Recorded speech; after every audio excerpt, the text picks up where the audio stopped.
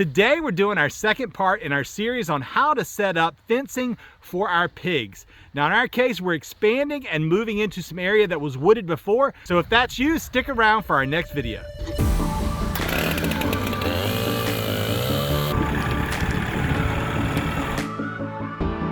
Hey guys, welcome back to our channel, The Purpose Driven Homestead. Now today, our goal is we are gonna be setting up some internal fencing. Last time, if you didn't see the last video, go ahead and check it out. Last video, I showed you how to set up the external side of the fence, and we've got T-post and electric poly wire that we're using. We're gonna use that poly wire again on the inside as well, but today is all about setting up paddocks, and maybe, just maybe, we'll get our pigs in. I'm not sure if we'll have time for that. The sun's still setting. It's a pretty chill winter day today, but we're gonna go ahead and get started. Now, the area that we're in right now is actually an area where I use the weed eater and the chainsaw to go ahead and cut out a lot of this stuff already. We had to cut a swath in this space to allow us to put up these posts to use it. And I'm gonna show you the kind of posts we're using. These are a type of, they're like a nylon, poly, and PVC post, but they're non-conductive, and that's a key thing here.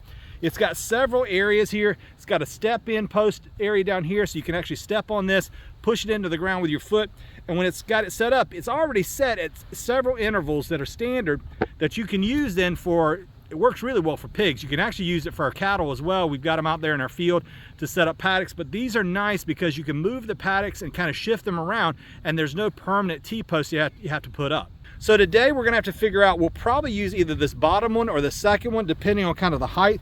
The terrain here is a little uneven, and so we're gonna have to kind of figure out what the gap is. We probably will use this bottom one because pigs tend to move with their nose. They have really bad vision. And so because of that, they kind of feel around with their nose. It's a really sensitive nose. That's why they always show them hunting for truffles and things like that. But they have a really great sense of smell. But what we're gonna do is we're gonna use that to our advantage. This line needs to be low. It needs to be at about that nose level for the pigs. And then that next line needs to be a little bit higher. So if they raise up and they're looking around, they're never gonna get very high. They're not tall animals. So we're gonna probably put two layers, one at this bottom one and probably one at this one and next one, but we'll see which way it needs to work. Now we've already got this set up. I went ahead and I moved a lot of this stuff around with the tractor the other day and got it fairly even, as much as we could. But the goal here today is I cut a swath through the middle of this. And I've got it going all the way from down there to down there. This will be one of the areas that we have a paddock going across. There'll be 3 of these lines that we take across. Then we're also gonna put one in the middle. I still have to do that work today, and I'm gonna show you a little bit about that.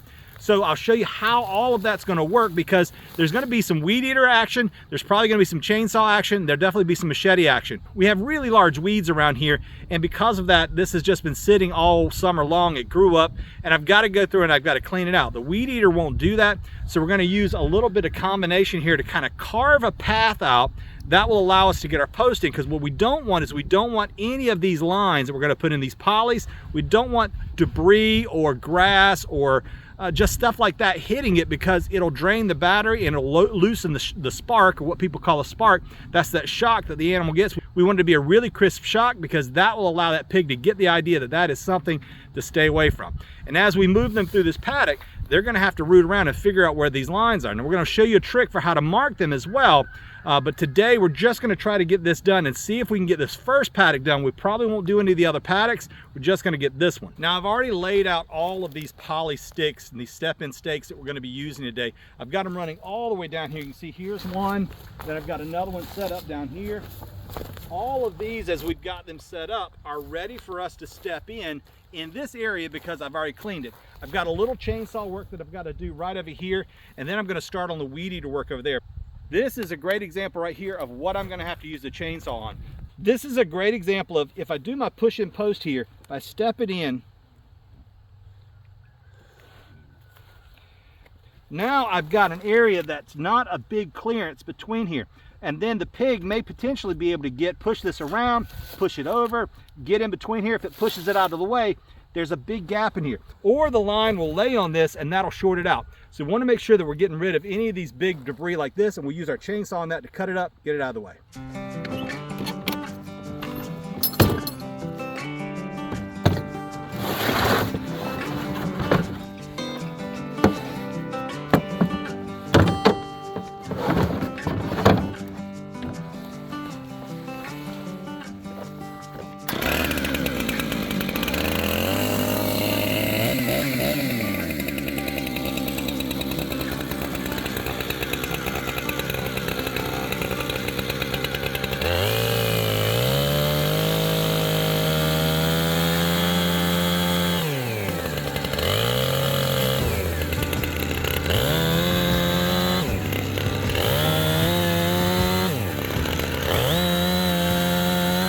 Now we got piles of this stuff all over the place, so I threw in some earplugs and I went ahead and I got rid of some of this stuff that's in the way for us putting our fence down, but there's just too much to get it all out of the way. So I've moved as much as I can, pushed it out of the way, thrown it out of the way, used the tractor to get it out of the way, whatever I have to do. I only need a path that's wide enough to put my fence down and keep the pigs away from it. Now I want to keep my debris as far away from that line as I can, at least a few feet, so that way the pigs are less likely to push the debris back into the fence and short it out and take away the spark. That would allow them to push through because they're not going to get a shock from it. So that's the type of thing I'm trying to avoid here. Push it back at least 3 feet in either direction from the fence, get all that debris pushed away. That way we have a good line to put our fence down. Now, as you're setting up your paddocks and you're setting up your strings that are going across, your first inclination might be to go ahead and take these posts and just step them in and run a line down. But if you're particular about what it looks like and you want to make sure that it's a straight line, don't put these in first.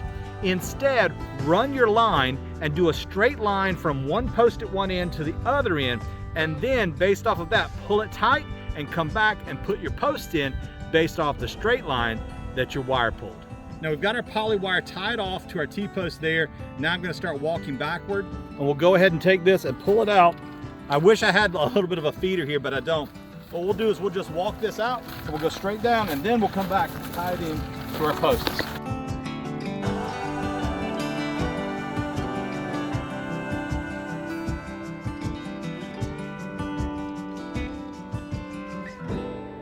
So I tied the line off at this end, and now that we've got it at both ends tied, we can see that we have a nice straight line all the way down to set our posts on.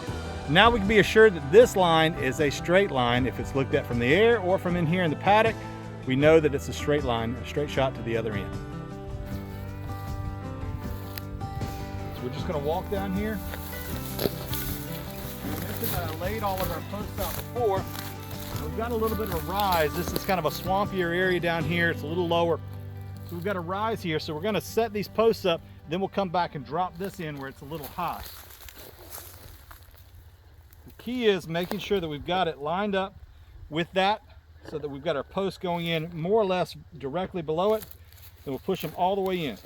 Now we can take our line and set our level anywhere we want to at the two ends, and then come back behind it on these posts and put it in the same slot. Now here's an example of where I cut up some of the wood, and I need to move this out of the way. We'll just push it over, get it moved, so that now, even though this was kind of laying here the whole time, I've got a slot now where this isn't going to sit on that, this line isn't going to wind up sitting here on this log that was sticking up pretty considerably from the ground. So we're going to just do this all the way back down. Now I want to show you something real quick. There's actually two sides to this. This is one side of the post, and then there's this side. If you were ever wondering what the two are for, this piece right here you can pull out, and when it comes back together, it actually has a graduate or an inclined plane here on this inside edge. I don't know if you can see it or not, but it has an inside edge that's an inclined plane, so it gets tighter as it goes to the bottom and it's wider at the top. This is so that you can take and pull this apart, and that line will slide down and it'll pinch it and it'll hold it so it doesn't move back and forth in the post. So it will stay exactly where you put it. This is for if you wanted to put the line in, and you could just drop it in and hook it around this. This side here allows you to move the post either way, so you could pick this post up, slide it down that way, or slide it down that way, and it won't matter at all. This one won't allow you to do that. It only allows you to keep it exactly where it is. And this is nice if you want to keep it tight. If keeping this is important to you in a specific area, and let's say you have some pigs or some cows that tend to rub up against it and test it a little bit, this allows it to stay really tight in specific areas and pinch it off so you don't have to worry about it. Maybe at the end where you have a gate, or at certain positions in the middle of the fence where you want to keep it tight and not have it drooping in the middle. It's nice to have these two options for whatever you may need it for. I'm always fighting daylight with this, but I wanted to show you how I've got the two ends done here. Don't worry about where that's clipped in. I'll be fixing that. I'm going to put in a metal piece that will clip into. But for now, I just wanted to show you, these are what those gate handles look like. They will actually hook in right here into a metal piece, but that will allow us so that if I want to come in here and just pull them off, I can hook it or unhook it, not to this line obviously, but to a metal piece that I'll have here. So that's the way this sits today. I'm just going to lay it down, but this allows me to take them off and on and then move the pigs when it's time to go from one paddock to the next. Of course, best laid plans of mice and men. I had a really nice straight line going, had everything worked out, and of course there's a stump right in my way. So I had to kind of jog left. You can see here with this big stump here, that ruined my line. It goes down and then I kind of jog to the left here and then come back and get it back in line here. But it's the way it works sometimes. This was, like I said, it had bunches of trees, big old piles of them in here. The pigs will help me work on that and kind of get them so I can pull them together. But you know, you do the best you can some days, and this is the best I can do with this big stump right in the way. Of course, if I'd have gone any further in either direction, chose a different path, maybe it wouldn't have been a big deal, but it is what it is. I was trying to avoid big piles of debris and stuff. This was where I had to choose. It always seems like I'm running out of time when I'm trying to do these projects and work on them. I'm always fighting the sun during the winter. We still got chores to do tonight, so I'm probably gonna knock off here for the day. But we've got this section done, and now I've just got to do a middle section and then do the other paddocks as well. So it's just replicating the exact same process that I just did. Let me show you exactly where we are with it. So as you can see, we've got our line set up here.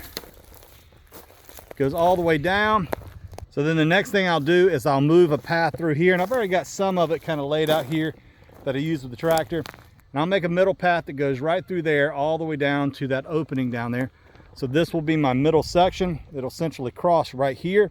That'll give us a distinct paddock 1, 2, 3, 4, 5, and then a 6th one right here. So there'll be 6 paddocks out here that we'll have up. So I have to do one more of these and then one in the middle, and that'll give me my 6 paddocks. And with that, guys, it's getting a little cooler. I hope you've learned something today. This is how we do the paddocks on our farm.